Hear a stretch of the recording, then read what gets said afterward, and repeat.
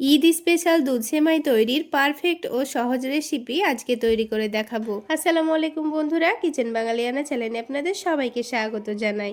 সকলকে জানাচ্ছি ঈদের অগ্রিম শুভেচ্ছা, ঈদ মুবারক। তো বন্ধুরা, ঈদের দিন আমরা কিন্তু সেমাই দিয়ে নানান রকম ডেজার্ট তৈরি করে থাকি।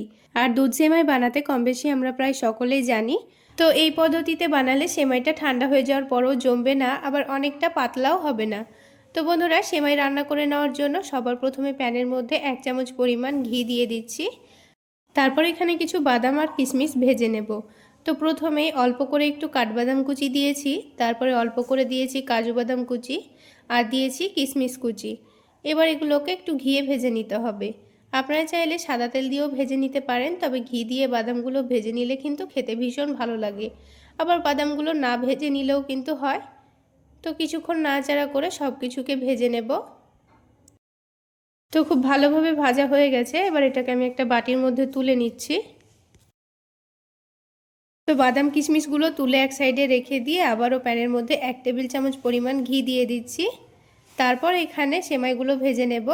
তো আমি এখানে 1 কাপ পরিমাণ সেমাই নিয়েছি। এখানে সেমাইয়ের পরিমাণটা একটু মেপে নিয়ে রান্না করবেন, তাহলে কিন্তু দুধের পরিমাপটা আপনারা বুঝতে পারবেন। এবার গ্যাসের ফ্লেমটা লোতে রেখে 3 থেকে 4 মিনিট সময় নিয়ে আমি সেমাইগুলোকে ভেজে নিচ্ছি। তো একটু ভালোভাবে কালার চলে আসলে কিন্তু হয়ে যাবে। তো সেমাইটার খুব সুন্দর কালার চলে এসছে। এবার এটাকে নামিয়ে রেখে দিয়ে অন্য একটা প্যানের মধ্যে 1 লিটার দুধ নিয়ে নিচ্ছি। তারপর এখানে দুধটা হালকা গরম হয়ে গেলে 3 টেবিল চামচ পরিমাণ গুঁড়ো দুধ দিয়ে দিয়েছি। এবার দুধটাকে জাল দিয়ে অনবরত নাড়াচাড়া করে নেব। এখানে দুধটা কিন্তু আগে থেকে ভালোভাবে জাল করে নেওয়া ছিল। এখানে 1 কাপ পরিমাণ সেমাইয়ের জন্য কিন্তু 1 লিটার দুধ লাগবে, তাতেই কিন্তু খুব সুন্দর পারফেক্ট সেমাইটা তৈরি হয়ে যাবে। এবার এখানে সুন্দর একটা ফ্লেভারের জন্য দিয়ে দিচ্ছি একটা দারুচিনি, দুটো দিয়েছি এলাচ আর দিচ্ছি দুটো লবঙ্গ। আপনারা যদি এখানে লবঙ্গ না দিতে চান না দিলেও হবে। এবার এখানে 1 কাপ পরিমাণ চিনি দিয়ে দিচ্ছি। আমি এখানে 1 কাপ পরিমাণ সেমাই নিয়েছি, সেই জন্য 1 কাপ পরিমাণ চিনি দিয়েছি।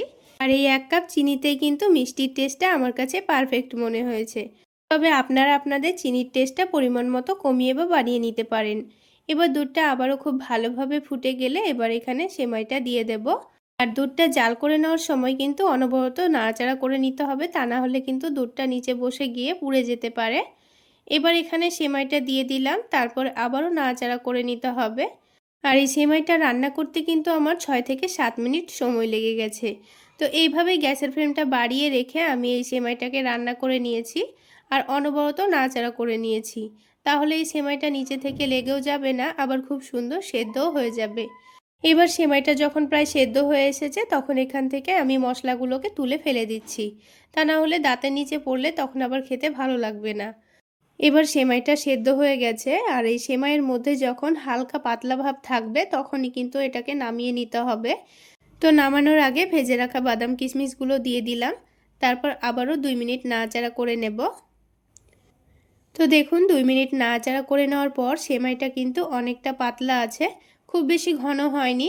ঠিক এই পর্যায়ে আমি এটাকে নামিয়ে রেখে দেব, তা না হলে সেমাইটা ঠান্ডা হয়ে যাওয়ার পর কিন্তু অনেকটাই জমে যাবে। তো দেখুন সেমাইটা এখন ঠান্ডা হয়ে গেছে। এবার আমি এটাকে আলাদা একটা বাটির মধ্যে ঢেলে আপনাদের দেখিয়ে দিচ্ছি। সেমাইটা কিন্তু এখন পুরোপুরি ঠান্ডা হয়ে গেছে, আর এটা কিন্তু আগের থেকে অনেকটাই ঘন হয়ে গেছে। আর কিন্তু খুব বেশি জমেও যায়নি, আবার অনেকটা পাতলাও নেই। তো আপনারা দেখে নিশ্চয়ই বুঝতে পারছেন সেমাইয়ের কনসিস্টেন্সিটা ঠিক কেমন রয়েছে। তো বন্ধুরা, আজকের এই সেমাই রেসিপি যদি আপনাদের ভালো লেগে থাকে তাহলে অবশ্যই একটা লাইক শেয়ার করে দেবেন। আর আমার এই সহজ রেসিপিগুলো যদি ইউটিউব চ্যানেল থেকে দেখে থাকেন চ্যানেলটি সাবস্ক্রাইব করে দেবেন, আর ফেসবুক পেজ থেকে দেখে থাকলে পেজটি ফলো করে দেবেন। এবার ওপর থেকে অল্প করে একটু ভেজে রাখা বাদাম কিশমিশ দিয়ে সেমাইটাকে আমি সাজিয়ে নিচ্ছি। তাহলে বন্ধুরা, পারফেক্ট দুধ সেমাই বানানোর জন্য চাইলে আপনারা এই রেসিপিটা ফলো করতে পারেন। আর আমার এই রেসিপি ফলো করে কেউ যদি ঈদে এই সেমাইটি বানিয়ে থাকেন তাহলে অবশ্যই আমাকে কমেন্ট সেকশনে জানাবেন সেমাইটি খেতে কেমন হয়েছিল। তাহলে বন্ধুরা, আজকে এই পর্যন্তই। সকলে অনেক বেশি ভালো থাকবেন, সুস্থ থাকবেন। দেখা হচ্ছে আরও একটি নতুন রেসিপি নিয়ে নেক্সট এপিসোডে।